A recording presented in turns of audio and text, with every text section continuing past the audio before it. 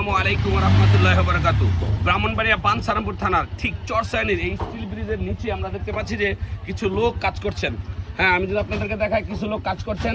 এখন আপনারা কোশ্চেন করতে পারেন যে কি কাজ করছেন। এটা মূলত যে ব্রিজটা কিছুদিন পর আপনারা জানেন এই রাস্তাটা হচ্ছে অর্থাৎ করিকান্দি ফেরিঘাট থেকে নবীনগর পর্যন্ত, এবং এই রাস্তা দিয়ে কিন্তু প্রতিদিন শত শত হাজার হাজার গাড়ি চলাচল করে, এবং এই রাস্তাটা বড় হচ্ছে। এটা বাঞ্ছারামপুরবাসীর একটা বিরাট চাওয়া ছিল এবং সেটা স্বপ্ন পূরণের পথে ইনশাল্লাহ। আর আমরা দেখতে পাচ্ছি এখন চরসানি ব্রিজের ঠিক নিচে কিছু লোক এই যে মাটি অর্থাৎ মাটি কিন্তু ফেলাচ্ছেন, এবং আপনারা দেখতে পাচ্ছেন যে কৃষকের জমির উপর দিয়ে কিন্তু রাস্তাটা অলরেডি গেছে।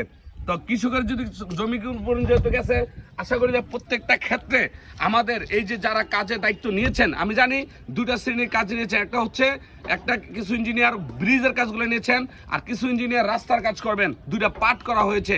এখন যদি আমার কথা হলো, এই যে ছোয়ানি, কানাইনগর, আইপুর, এই যতটুকু এই গ্রামগুলো সম্পূর্ণ এগুলো পড়ছে, হ্যাঁ যতটুকু জানি, এবং গ্রামের উপর দিয়ে রাস্তাটা, তো সাধারণ মানুষের কিন্তু অনেক কষ্ট হবে, কারণ তারা কিভাবে চলবে, ঠিক না? তাদের অনেকের আছে সহজ সম্বল একমাত্র একটা বাড়ি, সেই বাড়িটার উপর দিয়ে যাচ্ছে।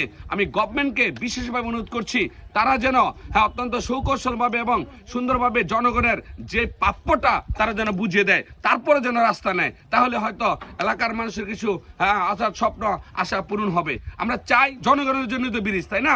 তো জনগণের সুবিধা যেহেতু ব্রিজ, তাহলে জনগণের যারা আছে তাদেরকে ভালো সুবিধা দিয়ে তারপরে যেন ব্রিজ এবং এই রাস্তা সম্পূর্ণ ইনশাল্লাহ করা হয়। ঠিক আছে, ভালো থাকবেন সবাই।